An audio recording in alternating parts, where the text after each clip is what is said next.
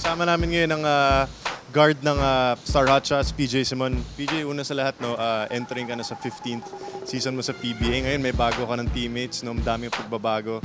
Ano naman masasabi mo heading into the upcoming season? Gaano ka excited para maglaro with the Star Hotshots?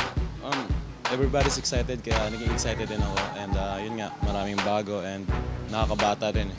Kasi mostly kasi yung practice namin takbuhan so hindi pwedeng hindi ako tatakbo kasi kung hindi ako tatakbo baka yun na tayo, magre-retire na tayo na. So, PJ, yung mga teammates mo bago, nabanggit mo nga sila Gio Halalo, no? Paul Lee of course. No? Ano masasabi mo sa naidala nila sa Star Hotshots for this upcoming season?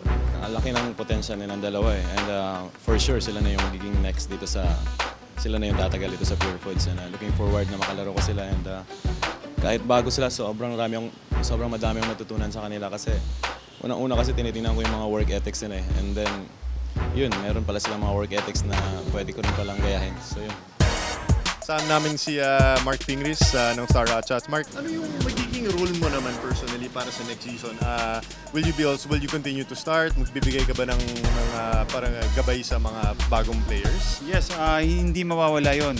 Kailangan ko siguro yung mga natutunan ko about sa basketball. Example nga, di ba? Parang sabihin na natin veterano na rin ako kahit paano.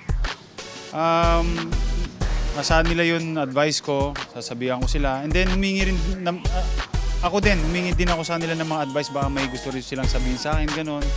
Kasi ang importante talaga sa team is yung tulungan talaga eh. Sabihan kung ano yung mga problema, kung saan ba matututo yung isang player, kailangan ganun. Tulungan lang. Yun yung importante sa team na to. Kumbaga yung sinasabi ni coach nga eh, kailangan talaga sa team ang chemistry. Kahit gaano kayo kalakas, kung wala kayong chemistry, hindi kayo mananalo. So, doon pa lang siguro, asahan nila na nandun ako. Bilang kuya, gagabay ako sa nila.